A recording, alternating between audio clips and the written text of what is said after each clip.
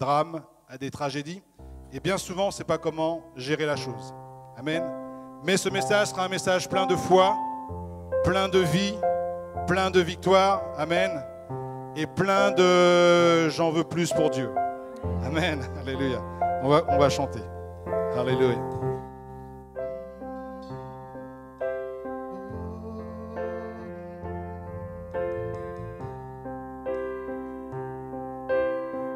Je te remets ma vie, Seigneur. Je te remets ma vie, je te laisse le contrôle, je t'abandonne tout, sans regard en arrière, car je vis pour ta gloire sur cette terre. Je te remets ma vie, Seigneur. Je te remets ma vie, je te laisse le contrôle, je t'abandonne tout, sans regard en arrière, car je vis pour ta gloire sur cette terre. Cet élan dans mon âme, cet élan dans mon âme, cette tension dans mon cœur, que les nations s'inclinent et que le monde croit, car je vis pour ta gloire sur cette terre. pour la cause de ce monde.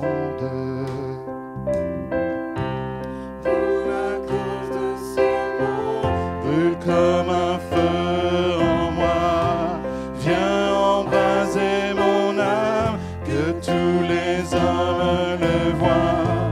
Pour la cause de ce monde, brûle comme un feu en moi. Oui, pour la cause de ce monde, Seigneur, brûle comme un feu en moi. Pour la cause de ce monde, brûle comme un feu en moi. Viens embraser mon âme, que tous les hommes le voient. Pour la cause de ce monde, brûle comme un feu en moi. Tu brûles, Seigneur, comme un feu en moi. Pour la cause de ce monde, brûle comme un feu en moi.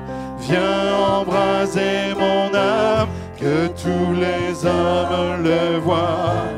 Pour la cause de ce monde, brûle comme un feu en moi.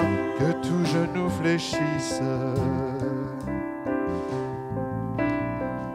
Pour que tout genou fléchisse, pour que les cœurs te reçoivent, pour que les hommes crient à toi, brûle comme un feu en moi, que toute langue confesse, tu es le seul roi, tu es l'espoir de ce monde, brûle comme un feu en moi, pour que tout genou fléchisse, pour que les cœurs te reçoivent, pour que les hommes crient à toi, brûle comme un feu en moi, que toute langue confesse que tu es le seul roi, tu es l'espoir de ce monde, brûle comme un feu en moi.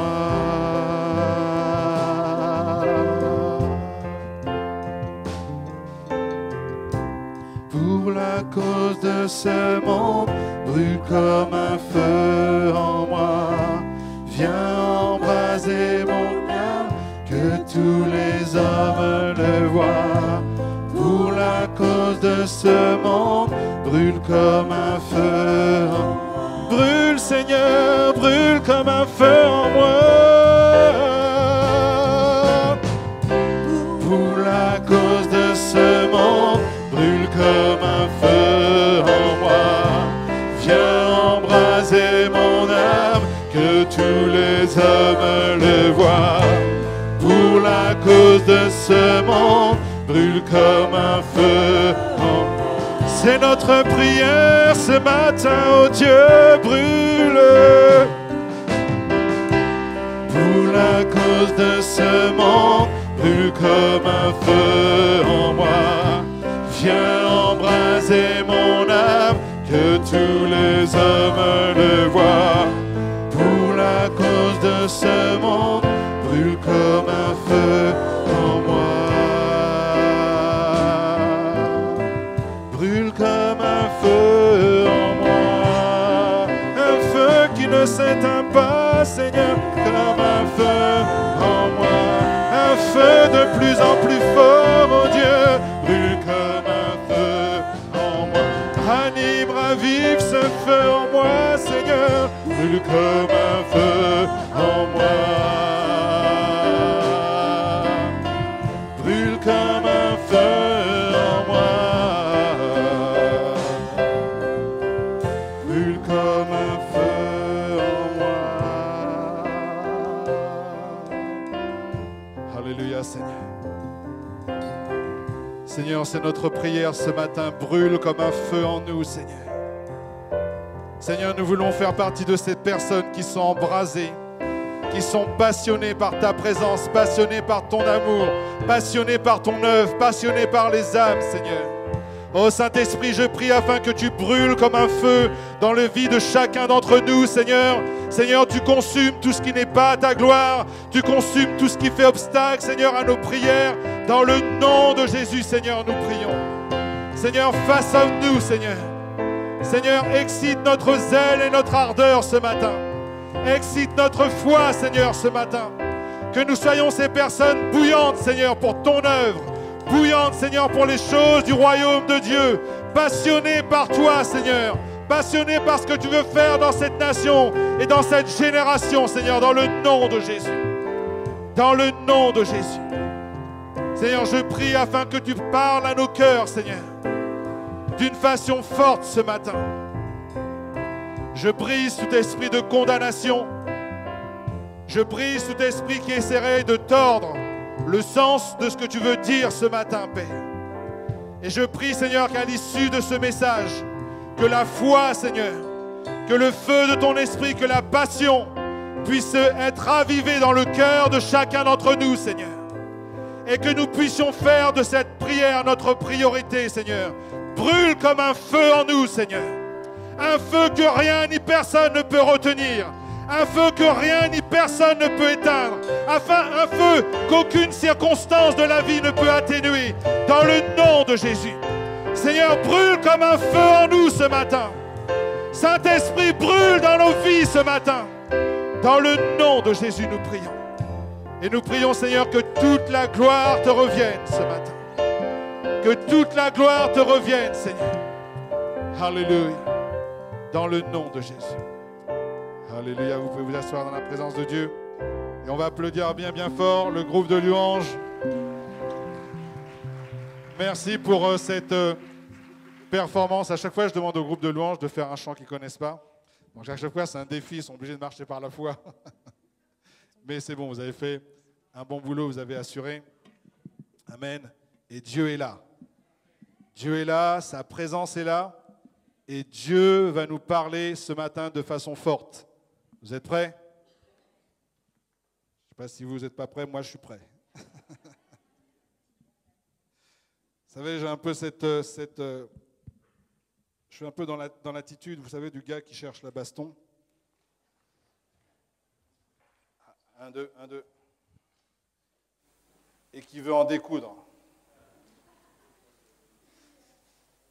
Amen. Et je suis un peu dans cette mentalité. J'ai un dicton dans ma vie, c'est si le diable te frappe, lève-toi et frappe encore plus fort.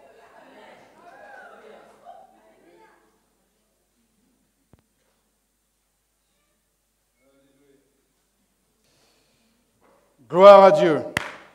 Dieu est sur son trône. Alléluia. Donc, on va commencer, donc peut-être je vais un peu plomber l'ambiance avec le début du message, mais vous inquiétez pas, ça va bien finir. Amen, ça finit toujours bien avec le Seigneur. Et avant d'entamer ce message, j'ai vraiment hésité. Peut-être que certains d'entre vous, vous ne savez pas, mais simplement pour vous mettre un petit peu au courant et un petit peu au parfum de ce qui m'a inspiré, de ce qui a inspiré ce message. Ma famille et moi, nous avons passé ces 2 dernières semaines des semaines très difficiles. Nous avons subi pratiquement coup sur coup 2 deuils dans notre famille, donc pratiquement le même jour. Donc un des deuils, c'était la première disparition, c'était ma tante Simone qui avait 90 ans. Et donc déjà on était pas mal remués. Et le deuxième deuil qui était vraiment inattendu, bien que ma tante, on s'y attendait un petit peu vu l'âge qu'elle avait, les problèmes de santé, on était un peu. Il y a des choses dans la vie comme ça, on sait que telle ou telle personne, par rapport à la maladie, par rapport à telle chose, on dirait que le Seigneur nous prépare. Et puis il y a d'autres choses où on n'est pas vraiment préparé, on prend ça en pleine tête. Et ça, c'était le deuxième, ce que j'appelle le deuxième effet Kiss Cool, pour essayer d'être un peu plus léger par rapport à ce que je suis en train de dire. C'était la disparition de ma filleule et ma nièce, qui est la fille de mon plus jeune frère, qui était âgé de 11 ans. Donc sans rentrer dans les détails, vous pouvez vous imaginer que la famille était sans dessus dessous. Et donc, je ne sais pas si vous vous rappelez, mais le dimanche, je ne sais pas si on a prié pour ça. Non, j'ai simplement envoyé un message aux intercesseurs le dimanche de Pentecôte. Et homme de foi, homme de Dieu, forcément, j'allais prier pour elle. C'est ce que j'ai fait. J'ai prié toutes les prières que je savais prier. J'ai fait tout ce que je savais faire en tant qu'homme de Dieu, homme de foi. Et rien ne s'est passé. Apparemment, d'un point de vue humain. Donc, elle est décédée, ça a chamboulé la famille. Mais le message que j'ai ce matin, c'est un message de vie, un message d'espoir. Et pourquoi j'ai hésité de donner ce message? Parce que, bien que j'ai la conviction qu'en tant que prédicateur, on doit prêcher des choses qu'on vit, on doit prêcher des choses qu'on expérimente pour qu'il y ait du poids dans la vie des gens. Autrement, c'est du blablabla. Mais en même temps, c'était un peu trop intime. J'étais un peu trop touché par ça. Mais je me suis rendu compte aussi en priant, en cherchant la face de Dieu pour ce matin, que beaucoup d'entre nous, dans l'Église, ces derniers mois, nous avons fait face à des deuils. Nous avons fait face à des tragédies, que ce soit du divorce, que ce soit de la séparation. Mais comment faire face en tant que chrétien à la tragédie? Comment faire face à quelque chose qui arrive comme ça subitement? Et comment faire en sorte que notre foi ne défaille pas? Parce que c'est ça la question. C'est ça la question. Quand tu as fait tout ce qu'il faut faire, surtout en tant que chrétien, croyant, pentecôtiste, évangélique, baptisé du Saint-Esprit, qui parle en langue, alléluia, qui croit aux signes, aux miracles, aux prodiges, à la résurrection des morts. Donc, à un moment donné, forcément, le diable va essayer de trouver une brèche pour te terrasser et faire en sorte que tu sois numéro 0. Mais j'ai toujours ce dicton, si le diable te frappe fort, lève-toi, secoue tes genoux et frappe-le encore plus fort. Amen. Donc cette expérience m'a donné beaucoup de colère. Beaucoup de colère.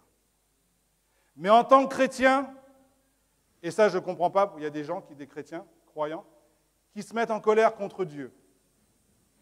Ça, c'est la pire des choses que tu peux faire. J'ai beaucoup de colère, oui, mais envers le diable. Et le titre de mon message, c'est « Devant la tragédie, n'accusons pas Dieu ». Hello? Devant la tragédie, n'accusons pas Dieu. Dieu est fidèle. Dieu m'aime. Dieu est le Dieu de la promesse, il est le Dieu de l'amen.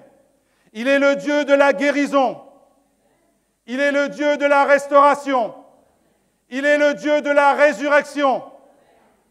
Oui, mais Jean-Pierre, qu'est-ce qui s'est passé dans cette situation avec le Dieu de la résurrection, le Dieu de la guérison? mon expérience, mon histoire ne change pas qui est Dieu. Amen. Ça veut dire quoi? Ça veut dire que si la prochaine fois, une situation comme ça se représente, qu'est-ce que je vais faire? Je vais faire ce que je sais faire. Je vais prier encore plus fort. Je vais hurler encore plus fort. Je vais mettre encore plus de foi. Amen. Pour que je voie la chose s'accomplir. Et je ne vais pas être un abandonneur parce que j'ai pris une gifle, parce que le diable m'a terrassé une fois. Non, je me lève, je secoue mes genoux et j'attends le moment où je peux te cogner encore plus fort. Et pour te faire très très mal.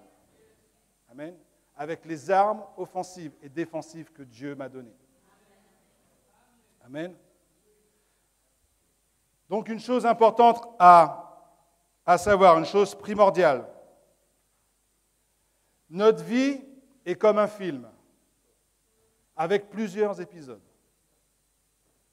Et bien souvent, on juge notre vie, on juge le sens de notre vie par rapport à un épisode qui était un peu plus important qu'un autre.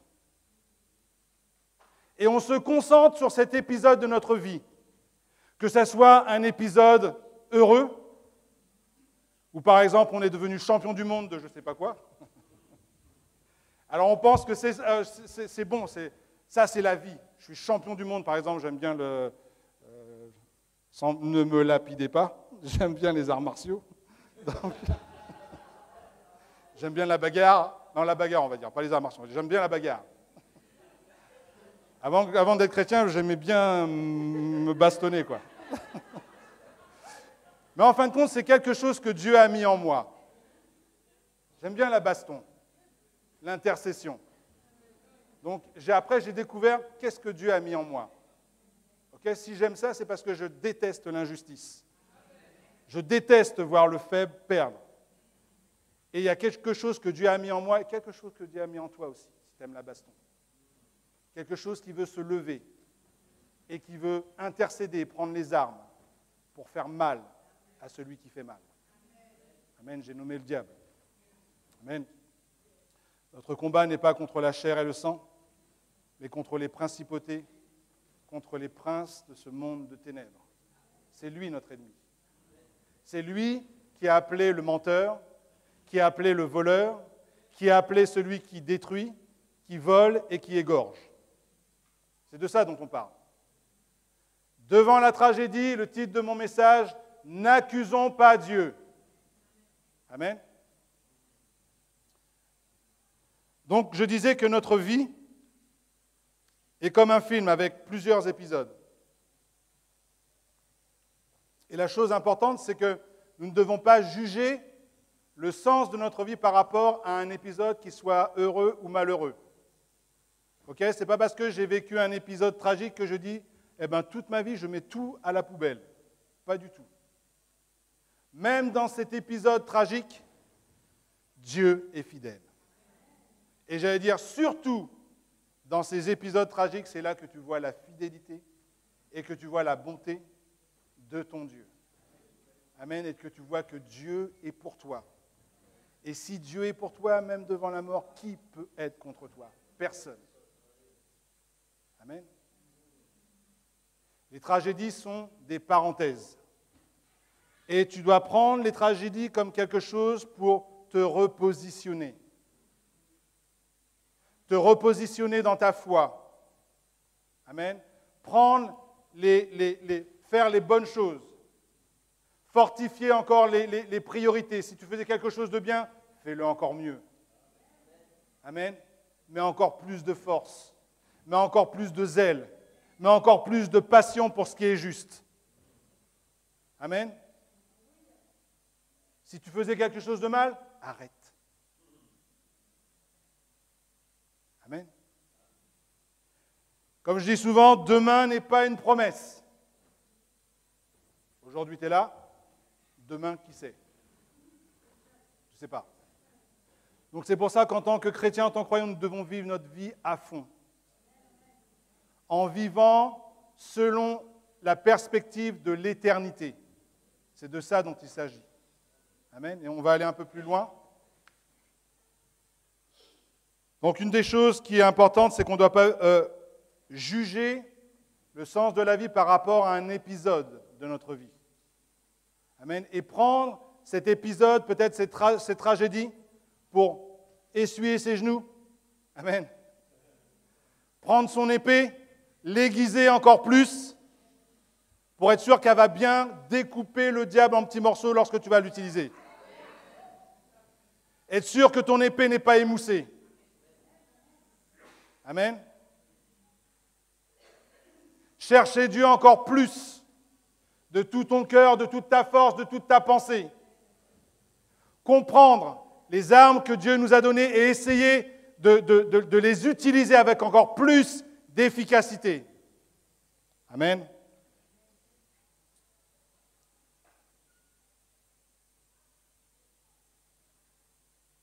L'humanité entière et chaque personne porte un message en elle. Tu portes un message en toi. Ton histoire est écrite. Mais on ne peut pas comprendre une histoire si on n'a pas commencé au début de l'histoire. Par exemple, je ne peux pas prendre l'œuvre de Victor Hugo qui s'appelle Les Misérables, en extraire une page et prétendre que, parce que j'ai extrait cette page, je comprends tout ce qui s'est passé dans le livre des Misérables. Par contre, je peux prendre par exemple la page qui parle de Cosette. Cosette, oui d'accord, Cosette, mais à quel moment? Au moment où elle porte les seaux? Ou au moment où elle trouve le grand amour à la fin de l'histoire? Mais la vie de Cosette, ce n'est pas simplement le grand amour, c'est aussi les seaux. Il y a des épisodes dans sa vie. Donc si je veux comprendre l'histoire, je dois commencer par le début. Faire connaissance avec les principaux acteurs de cette histoire. Et commencer à plonger dans le déroulement de cette histoire et être imprégné de toute l'histoire pour comprendre tout le livre et toute l'œuvre des Misérables. Amen. De la même façon, si je veux comprendre l'histoire d'un homme, d'une femme, l'histoire de l'humanité, je dois commencer par le début. Pour voir quels sont les acteurs de cette histoire. Et donc nous allons prendre Genèse, et donc on va commencer à Genèse pour pouvoir comprendre ce qui nous arrive. Et on va terminer à Apocalypse. Vous avez du temps? Vous voulez comprendre ou pas, quoi? Faites pas d'efforts, quoi. C'est quoi? Je pensais que vous alliez collaborer avec moi et que vous étiez enthousiasmés comme moi. Moi, je veux comprendre. Amen.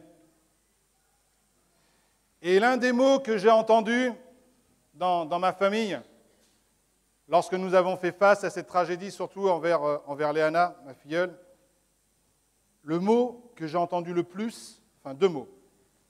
Déjà, c'est « pourquoi ». Mais un autre mot qui vient tout de suite, c'est injuste, c'est pas juste.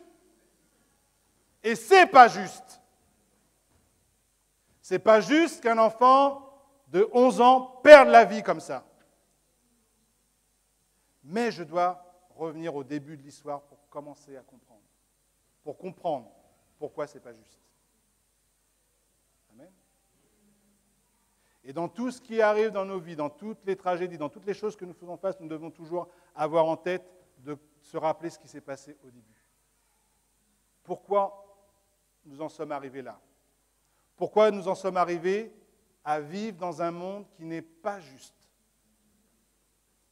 Pourquoi nous en sommes arrivés à voir des choses qui ne sont pas justes? Amen. Ce n'est pas juste de perdre un enfant.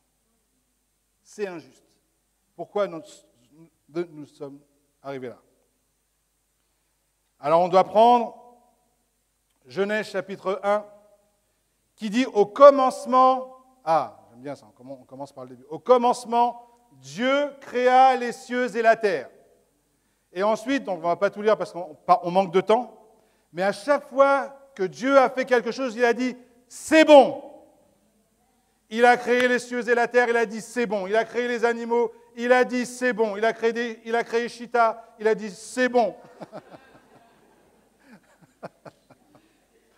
Faut un petit peu de légèreté parce que bon, voilà quoi. Il a créé Skippy. Comment il s'appelle le dauphin? Flipper. Willy, ouais, allez-y, allez-y. Clarence. Et il a dit, c'est bon. Ensuite, il a créé, et on dirait que c'était de mieux en mieux. Et vous allez aimer ça, mesdames. Parce qu'il vous a créé en dernier. Il a gardé le meilleur pour la fin.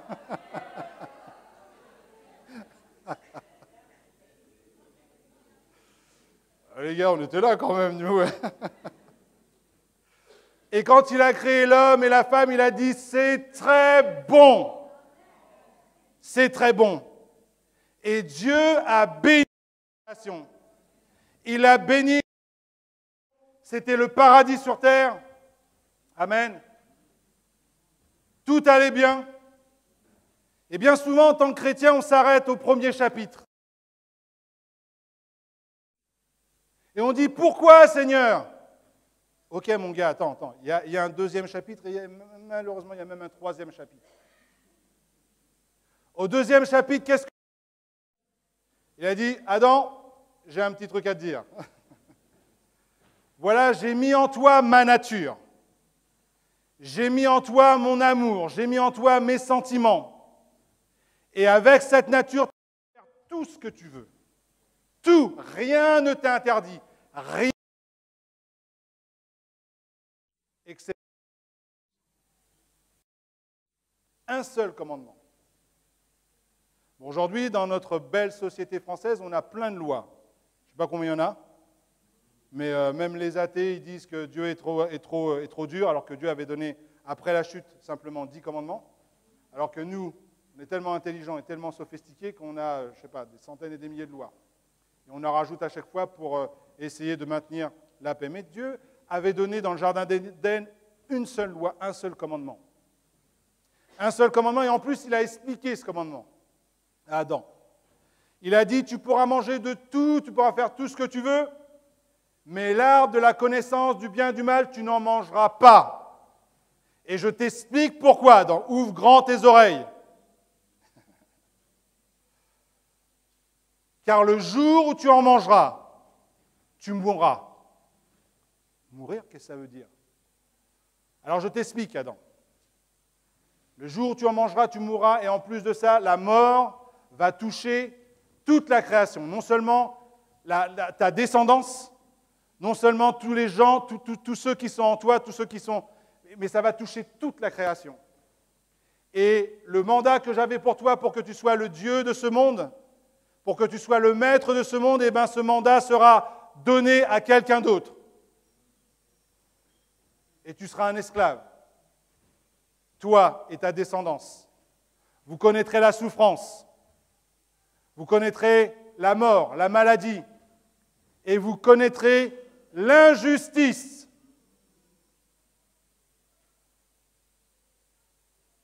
Tout ça à cause de ta désobéissance. Tout ça à cause parce que tu ne m'auras pas cru en ce que j'ai dit. Donc voilà, je t'ai dressé le tableau. Adam, maintenant, tout est entre tes mains.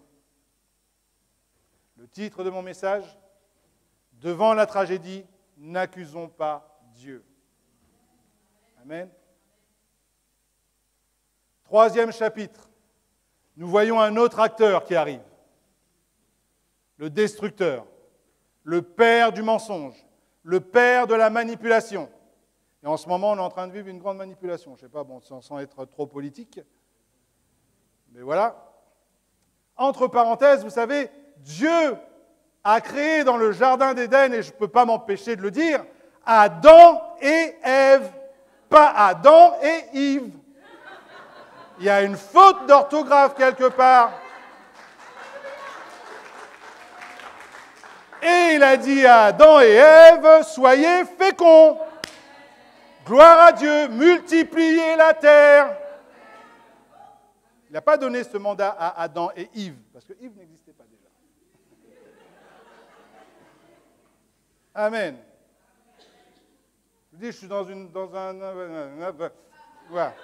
Voilà. J'ai parlé en langue, tout le monde a eu l'interprétation. Faut pas me chercher. Faut pas me chercher. Ah non. Ah. Il ne faut pas te chercher non plus, parce que le Dieu qui est en toi, il déteste l'injustice. Il déteste le péché. Donc nous voyons qu'à cause du péché,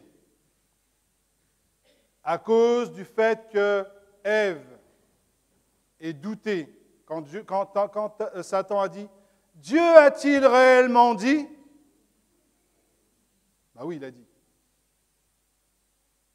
En fait, si Dieu a dit, c'est que il sait que le jour où tu mangeras de ce fruit, tes yeux vont s'ouvrir.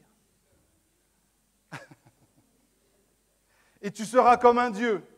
Manipulation, mensonge, tromperie. Qu'est-ce qui s'est passé pour raccourcir l'histoire? Adam et Ève ont mangé de l'arbre. Et ça a été la chute et le début de la fin pour la race humaine.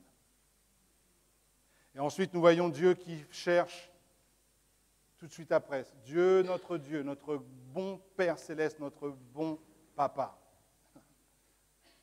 Notre bon papa, devant la tragédie la plus horrible, c'était une tragédie humaine.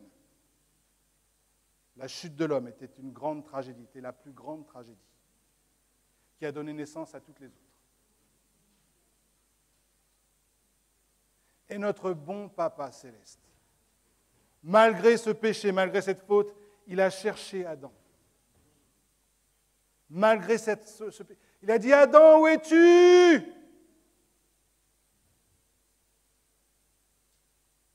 Adam était profondément dans son péché. Avec Ève, il essayait de couvrir son péché avec des feuilles de vigne,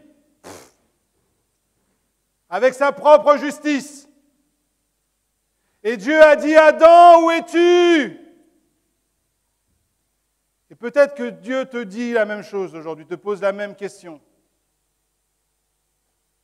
Où es-tu? Peut-être que tu me regardes par Internet et Dieu te dit, où es-tu? Qu'est-ce que tu as fait de la vie que je t'ai donnée? Qu'est-ce que tu as fait de ce beau plan que j'avais pour toi? De cette belle destinée? Pourquoi as-tu abandonné? Pourquoi ne t'es-tu pas relevé? N'as-tu pas essuyé tes genoux? Pour essayer encore plus fort? Pour aller encore plus loin? Car je ne suis pas contre toi malgré ton péché. Je t'ai créé. Je t'ai aimé.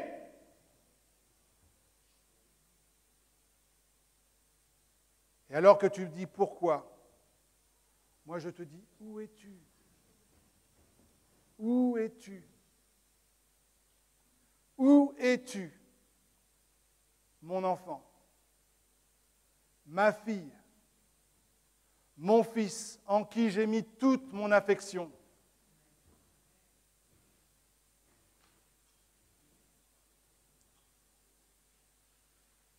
Vous savez, j'ai réalisé que nous ne méritons rien. Rien. On ne mérite rien. Vous ne m'avez pas entendu. On ne mérite rien. Et tout ce que nous avons, c'est Dieu qui nous l'a donné. Il nous l'a donné simplement parce qu'il nous aime. Tout ce que j'ai, tout ce que je suis, c'est par sa grâce. Tout ce que tu es, tout ce que tu as, c'est par sa grâce. C'est parce que Dieu t'aime à un point que ta tête ne peut même pas comprendre.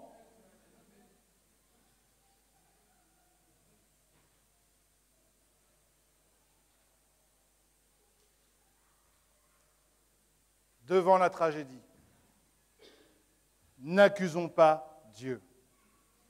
Amen. Si devant la tragédie, tu as de la colère, dirige ta colère vers la bonne personne. Amen. Ne dirige jamais ta colère contre Dieu. C'est insensé. Mais au contraire, dans cette tragédie, j'ai vu combien mon Dieu était bon, combien mon Dieu était fidèle. Oh, j'aurais voulu que sur ce lit d'hôpital, que je dise, quand j'ai dit « Léana, lève-toi, rentre dans ce corps, car ressuscite », et que tout le monde crie « Gloire à Dieu, Alléluia ». Dieu est vivant. J'aurais voulu ça. Mais ça ne s'est pas passé. Alors qu'est-ce que je fais? Eh bien, je continue. J'essaye encore plus fort. Et je suis encore plus à l'écoute du cœur de mon Dieu. Parce que j'ai besoin d'être un témoignage. J'ai besoin d'être un porteur de salut. Pas seulement un porteur de guérison. Parce que la guérison, c'est pour la terre. Le salut, c'est pour l'éternité. Amen. Un porteur de salut. Un porteur d'espoir. Un porteur de réconciliation. Un porteur de pardon. Un porteur des principes du royaume de Dieu. Un porteur de la justice de Dieu qui déteste le péché. Qui déteste l'iniquité. À commencer par la mienne. Est-ce que tu détestes le péché qui est en toi? Est-ce que tu es arrivé à un point où tu hais le péché?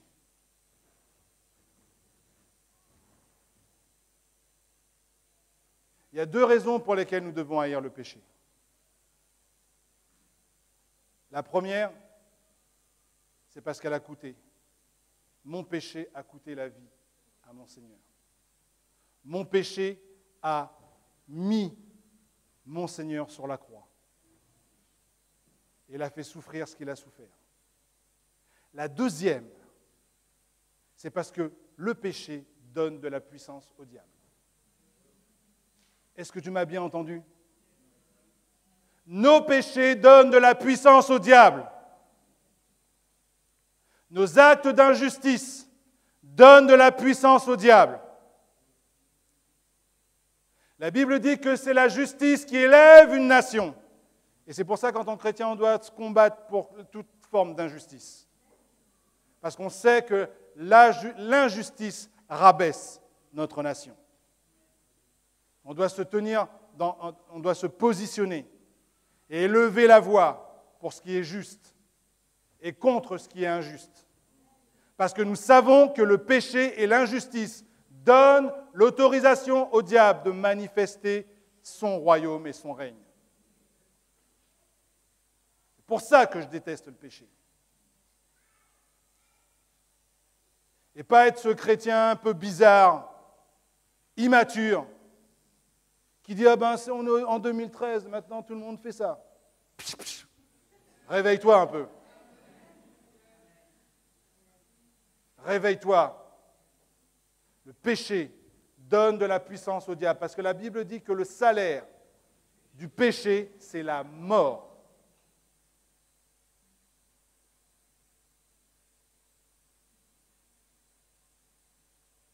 Est-ce que tu détestes le péché? Et premièrement, le péché qui est en toi. Vous savez, il y a une particularité avec le péché, c'est qu'on ne sait jamais où il va taper et qui il va taper. On est dans un monde injuste. On vit dans un monde injuste, gouverné par des principautés injustes. Et eux, ce qu'ils veulent simplement, c'est l'autorisation de frapper, et frapper dur. Donc, soit par notre justice, on fait fuir les ténèbres par notre lumière, ou soit on collabore avec eux par notre péché et notre façon de vivre.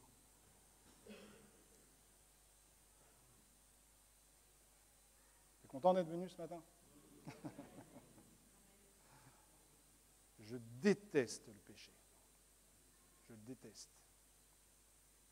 Car j'ai réalisé qu'il donnait de la puissance au diable. Maintenant, je vais équilibrer. Est-ce que ça veut dire... Vous savez, on a toujours des questions, nous, les chrétiens. Et même les hommes. En général, on a toujours des questions. On veut savoir qui est le coupable? Qui a péché? On va regarder et je vais mettre les choses en règle. Vous allez prendre Luc, chapitre 13, verset 1.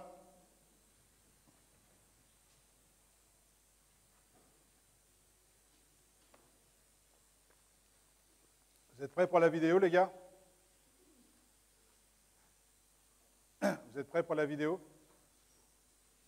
Ok. Il faudra la préparer et juste quand je vous dis, il faudra y aller. Donc pas encore, vous attendez mon signal, ok?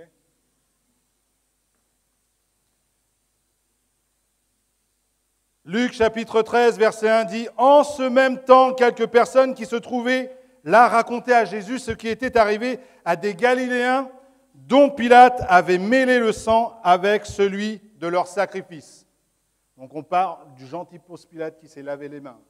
Donc il a fait un peu de massacre celui-là aussi. Il leur répondit, « Croyez-vous que ces Galiléens fussent de plus grands pécheurs que tous les autres Galiléens, parce qu'ils ont souffert de la sorte ?» Donc Jésus pose une question. Et il répond, il dit, « Non, je vous le dis, mais si vous ne vous repentez, vous périrez également. » Ensuite, il dit, « Ou bien ces 18 personnes qui étaient tombées, sur qui est tombée la tour de Siloé, et qu'elle a tué, croyez-vous qu'elles fussent plus coupables que tous les autres habitants de Jérusalem? » Donc c'est vrai qu'il y a des péchés, il y a des tragédies qui peuvent arriver par rapport à nos propres péchés. Mais il y a des tragédies qui arrivent par rapport au péché collectif. Voilà. Le diable, voilà, il y a dans une nation, dans une ville, il y a suffisamment d'injustice pour que lui fasse son business. Et il frappe de façon arbitraire. Et là, les disciples, ils demandent à Jésus, mais qui a péché quelque part? Puisqu'ils savaient quelque part qu'ils se posaient cette question. Ah, si eux sont morts le jour de septembre 2001, c'est qu'ils étaient peut-être des plus grands pécheurs que les autres. Ben non, pas du tout. L'injustice a frappé, pouf, de façon arbitraire. Parce qu'on est dans un monde injuste. Est-ce qu'ils avaient péché plus que les autres? Non. Est-ce qu'ils avaient péché moins que les autres? Peut-être. Mais ça a frappé. Et Jésus, là, et le Saint-Esprit nous donne un enseignement par rapport à cet événement. Regardez ce que dit Jésus ici. Et Jésus parle toujours de la mort de façon avec une perspective de l'éternité. Et nous parlons toujours de la mort avec une perspective terrestre. Jésus dit comme ça, ces 18 personnes sur qui est tombée la tour de Siloé, est-ce qu'elle a tué? Croyez-vous qu'elles fussent plus coupables que les autres? Il dit non, mais je vous le dis, mais si vous ne vous repentez, vous périrez tous également. Ça veut dire quoi? Si tu ne te repens pas, tu vas périr aussi avec une tour? Non, ce n'est pas ça que ça veut dire. Ça veut dire que la vraie question, ce n'est pas pourquoi c'est arrivé. Pourquoi cette tour a tué ces gens? Ce n'est pas ça la vraie question devant une tragédie. La vraie question, la question essentielle que tu dois te poser devant la mort, devant la tragédie, c'est où vas-tu passer l'éternité? Ça, c'est une bonne question.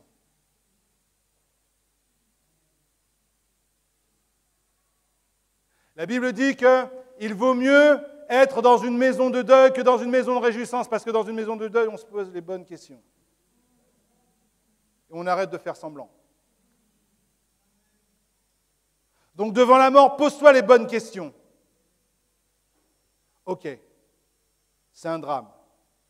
Je vois que, en fin de compte, dans la vie, il y a un début et il y a une fin. Et même là où je pensais qu'il n'y avait pas de fin, il y a une fin. Donc moi-même, je vais certainement arriver à cette fin. Hello? Un jour ou l'autre, tu vas être dans une petite boîte qu'on appelle un cercueil. Que ça te plaise ou pas, c'est notre destinée, ok? Ah, de quoi tu parles là, Jean-Pierre? Pardon. Mais la vraie question, c'est où je vais passer mon éternité? Et la bonne nouvelle, c'est que j'ai accepté Jésus-Christ comme mon Seigneur et mon Sauveur personnel. Et ce que je veux voir, c'est quand mon Seigneur va m'accueillir et dire « Bien, bon et fidèle serviteur, rentre dans la joie de ton maître ». Ça, c'est la bonne question. Et c'est la bonne réponse. Bien, Jean-Pierre. 10 points.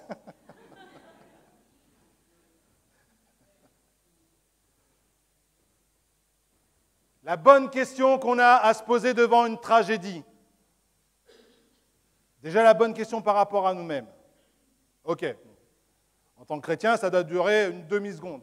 Ok, devant la mort, qu'est-ce que va se passer? Ok, je vais au ciel. Ok. Voilà, une demi-seconde, stop. Mais après, ce qui est important, c'est les autres. C'est ceux qui t'entourent.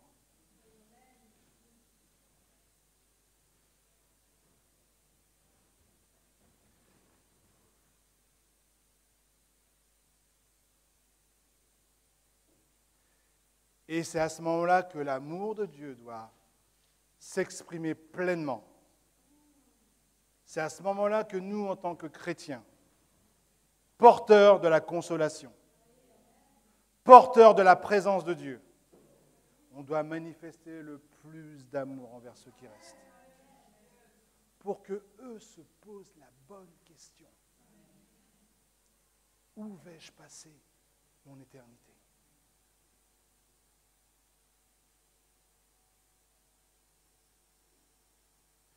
Ma vie entière, que ce soit dans les moments difficiles, douloureux, tragiques, comme dans les bons moments, doit interpeller les gens qui m'entourent pour qu'ils se posent la bonne question. Où vais-je passer mon éternité? En enfer ou avec Dieu? Vous savez, l'un de mes films préférés, c'est La liste de Schindler. 3 heures de film. J'ai regardé ça au moins 4 fois. 12 heures. Mais vous savez pourquoi? Pour 3 minutes dans ce film qui me bouleverse complètement. Et je crois que chaque chrétien devrait regarder ces 3 minutes à la lumière de sa vie. Dieu a mis en nous le ministère de la réconciliation. Il a fait de nous une lumière pour que nous brillions dans ce monde de ténèbres, pour que nous soyons un témoignage envers nos proches, pour que nous apportions le salut, pour que nous soyons capables même de ne pas faire des choses légitimes pour pouvoir briller encore plus, pour pouvoir en gagner le plus grand nombre. Et devant la tragédie, oui, il y a une colère en moi qui monte, et qui dit « Je veux en gagner encore le plus grand nombre. Je veux dépouiller les puissances des ténèbres, l'enfer, des gens qui sont encore sur terre, être un témoignage vivant pour qu'ils n'aillent pas en enfer, en sauvant le plus grand nombre et en faisant le plus de sacrifices qu'il faut pour pouvoir en sauver le plus grand nombre. » Il y a 3 minutes de film qui me bouleversent dans la liste de Schindler. C'est qu'à la fin de sa vie, il disait « J'aurais pu en faire plus ». Alors que le peuple juif qu'il avait sauvé était prêt à le déclarer, à dire « Ouais, ce que tu as fait, c'est super, c'est bien ». Et lui, mais il s'en fichait complètement. Il disait « Mais j'aurais pu faire plus. J'aurais pu faire plus pour en sauver un plus grand nombre. » Qu'est-ce que nous faisons de nos vies?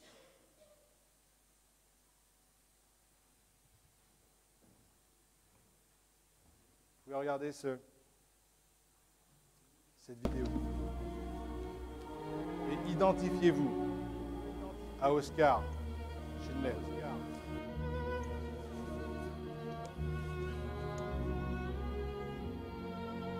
C'est de l'hébreu, tiré du Talmud, et cela dit « Quiconque sauve une vie, sauve le monde entier ».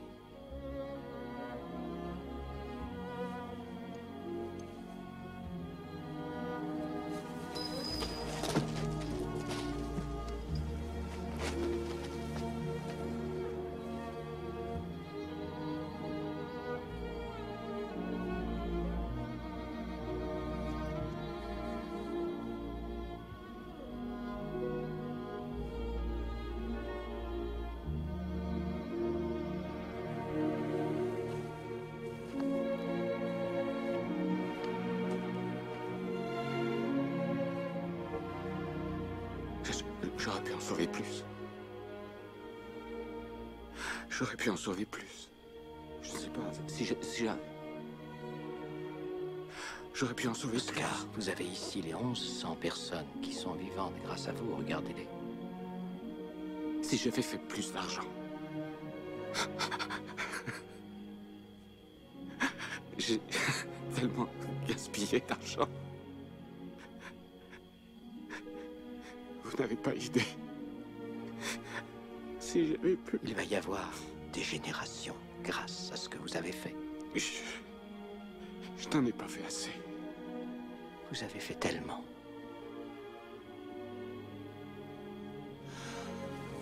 Cette voiture. Que tout m'aurait acheté cette voiture. Pourquoi j'ai gardé cette voiture? 10 personnes avec ça. 10 personnes. 10 personnes de plus. C'est un signe. 2 personnes.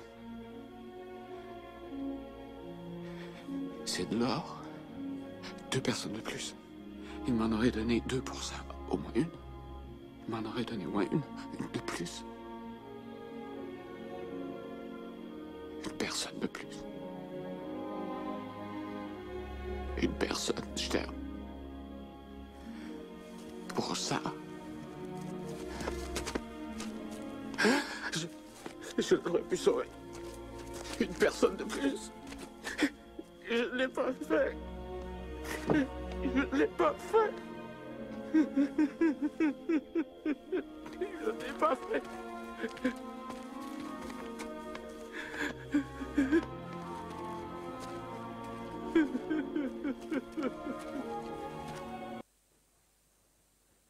Avec la destinée que Dieu a mis en nous, avec ce potentiel et cette capacité d'être une lumière pour notre entourage,